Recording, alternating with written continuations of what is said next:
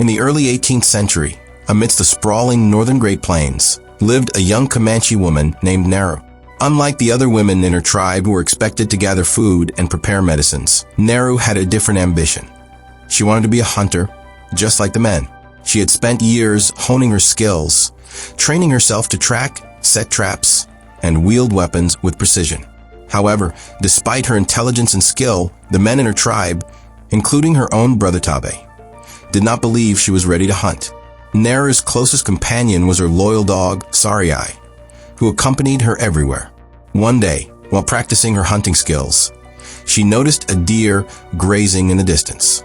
She carefully took aim, but just as she was about to strike, a loud, thunderous sound echoed through the sky, startling the deer and sending it sprinting away.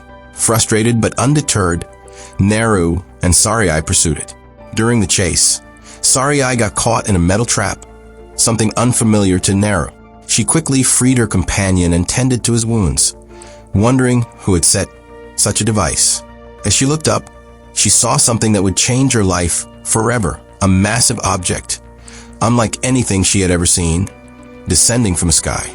It looked like a thunderbird, a mystical creature from Comanche legends. But this was no mythical bird. It was something far beyond her understanding. That night, back at the village, Naru told her brother about what she had seen. Tabe, an accomplished hunter and the pride of the tribe, dismissed her concerns, thinking she was imagining things. Their conversation was interrupted by news that a lion had attacked one of the hunters. The men were preparing to track it down, and despite their objections, Naru joined them, determined to prove her worth. As they ventured into the forest, Naru used her sharp instincts to locate the wounded man. She treated his wounds, earning reluctant acknowledgement from the others. But something fell off. She had studied lions before. They didn't leave prey wounded. They killed instantly. Something more dangerous was out there. The men decided to continue hunting the lion, and Naru set up a plan to lure it out. She and another hunter climbed into the trees, waiting for the beast to take the bait. When the lion appeared, Naru prepared to strike, but something else caught her eye, an eerie, almost invisible figure lurking in the shadows. Before she could react, the lion lunged at her, and everything went dark. When she woke up, she was back at the village. Tabe had carried her home and slain the lion himself. The tribe celebrated his bravery, but Naru remained haunted by what she had seen in the forest. She was convinced that there was something else out there, something far more dangerous than any lion. Determined to uncover the truth, Naru left the village early the next morning, venturing deeper into the wilderness. She trained herself to be more efficient, tying a rope to her tomahawk to retrieve it quickly and improving her precision. She noticed a strange, unnatural sign, a field of dead buffalo with their skins removed. Who could have done such a thing? She found a strange metal object nearby, something unknown to her, a cigar. As she continued her journey, she encountered a massive grizzly bear. With her bow drawn, she aimed for a perfect shot, but her weapon snapped at the last moment. The bear turned, locked eyes with her, and charged. Naru sprinted for her life, diving into a beaver dam for cover. The bear sniffed the air, ready to tear through the logs to get to her. But then something happened. An invisible force struck the bear. It growled rage, swinging its massive claws at an unseen enemy. Then in an instant, the predator revealed itself, a towering, humanoid creature with advanced weaponry. With little effort, it killed the bear, lifting its lifeless body over its head in triumph. Terrified, Naru swam away, realizing she was up against something beyond human comprehension. But just as she reached the shore, she was captured by French trappers, men who had invaded the land and slaughtered buffalo for sport. They tied her up, mocking her, and revealed they had also captured Tabe.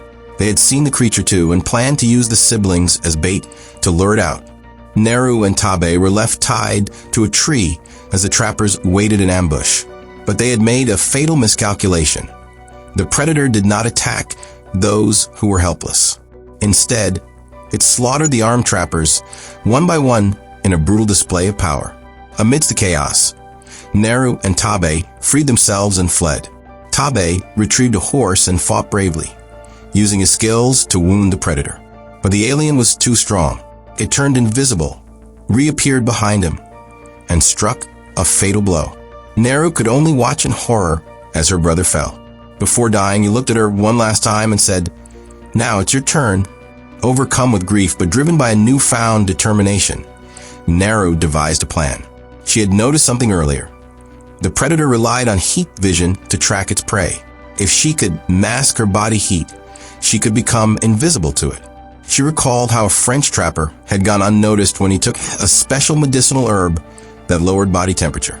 Naru lured one of the remaining trappers to a clearing and used him as bait. As a predator arrived, she took the herb, masking her presence.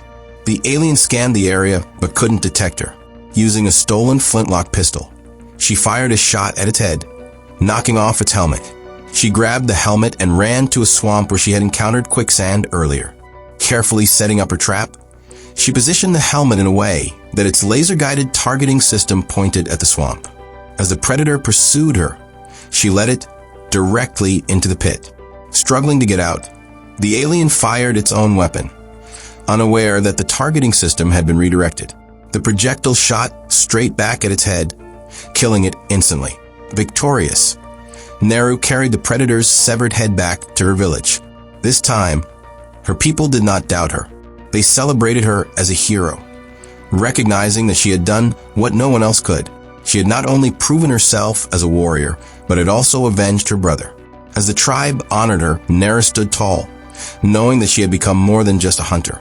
She was a protector, a warrior, and a legend in the making.